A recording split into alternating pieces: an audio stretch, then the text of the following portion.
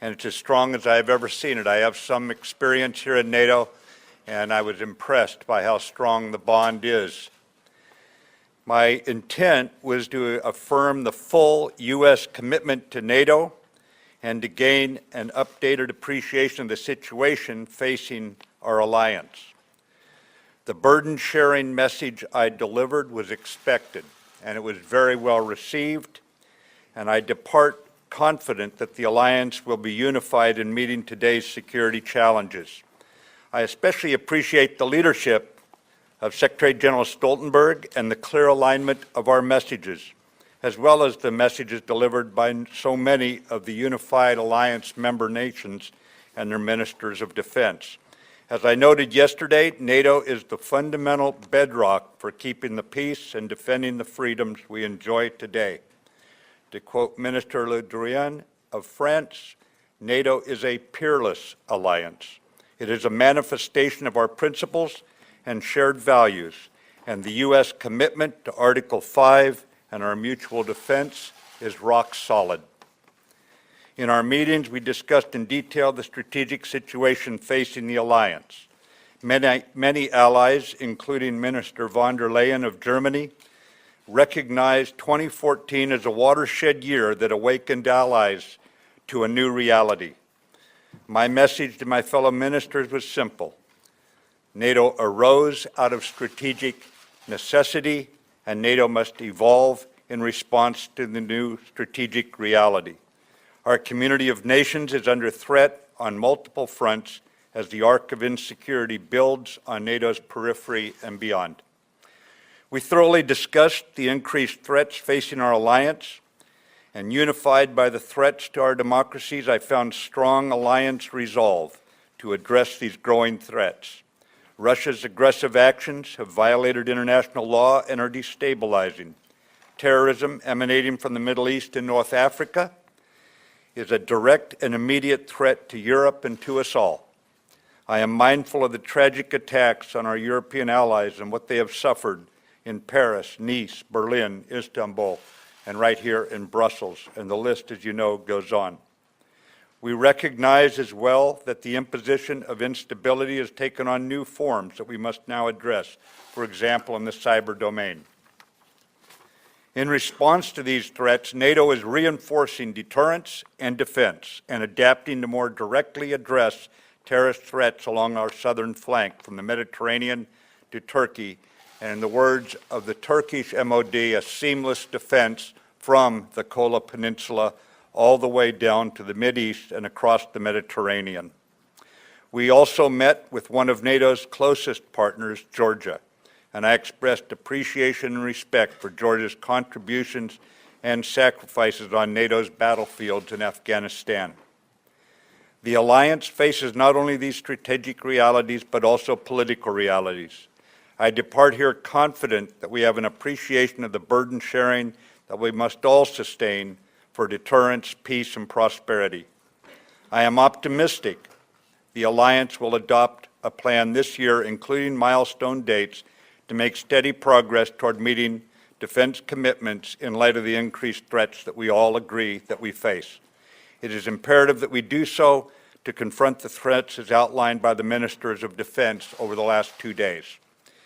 Those nations already committing 2% of GDP for defense and the commitments other allies have made to commit the 2% give me the confidence that nothing can shake our unity and our commitment to defend our way of life. We specifically appreciate Estonia, Greece, Poland, and the United Kingdom, who have already met the 2% defense spending commitment. These countries are leading by example, making real sacrifices. All allies recognize that they are benefiting from the best defense in the world, so I'm optimistic that all nations are on a steady path to reach the level of commitments made at the Wales and Warsaw summits. Ladies and gentlemen, the transatlantic bond built on common values remains very, very strong. I see here in Brussels a quickened purpose in this alliance and a profound determination to stand together and honor our commitments to each other. I have confidence that we will sustain the legacy we've inherited and do what is necessary to defend our freedoms. So thank you very much. I'm happy to take your questions. Jennifer Griffin, Fox News. Thank you, sir. What does Russia need to stop doing in order for the U.S. to work with it? The chairman of the Joint Chiefs is meeting with his Russian counterpart for the first time since Russia invaded Ukraine. Can you trust the Russians? Jennifer, I think the point about Russia is they have to live by international law, just like we expect all mature nations on this planet to do. And what we will do is we will engage politically. We are not in a position right now to collaborate on a military level, but our political leaders will engage and try to find common ground or a way forward where Russia, living up to its commitments, will return to a partnership of sorts here with NATO. But Russia is going to have to prove itself first and live up to the commitments they have made in the Russia-NATO agreement. And just to clarify, do you believe that the Russians interfered in the U.S. elections? Right now, I would just say there's very little doubt that they have either interfered or they have attempted to interfere in a number of elections in the democracies. Okay. Heidi Jensen from Jyllands-Posten. Heidi Jensen, Jyllands-Posten, Denmark. You said yesterday that the U.S. would think about moderating its commitment to NATO if the European members of the alliance didn't increase its defense budgets. But what does that mean exactly? Does that mean that the rock-solid support for the Article 5 doesn't necessarily stand, or that you will withdraw troops from Europe, or could you elaborate on that? Thank you. The commitment to Article 5 remains rock solid. The message that I brought here about everyone carrying their fair share of the burden, the sacrifice to maintain the best defense in the world was very well received. It was not contentious. There was no argument. There was simply discussion about how best and how fast can each nation with its own particular circumstance reach it. I leave here very optimistic. We'll take one more question just to show that I'm boss. Okay. Go ahead. Helene from New York Times. Oh. Can we have a question here? Oh, sorry. Thank you, sir. Russian Defense Minister Shoigu took issue with your remarks yesterday and said that if the NATO wants to deal with Russia from a position of strength, then there's nothing to talk about. Could you respond to that? And separately, have you requested help from allies for the counter ISIL fight? And do you think that you need to send additional American troops to Syria? I have no need to respond to the Russian statement at all. NATO has always stood for military strength and protection of the democracies and the freedoms we intend to pass on to our children.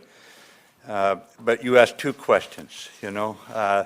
You just can't keep you journalists down, can we?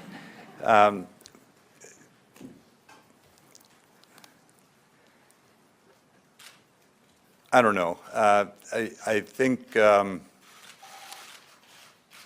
think you'd have to ask that question of some others in order to get a full answer. It's just not one that I'd be comfortable answering on my own at this point.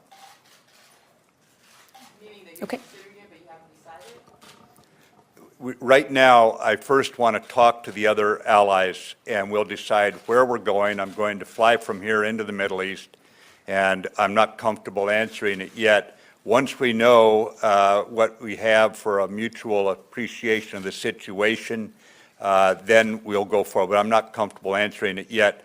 Again, I consider myself a couple of weeks into office. First, I need to get current, Helene.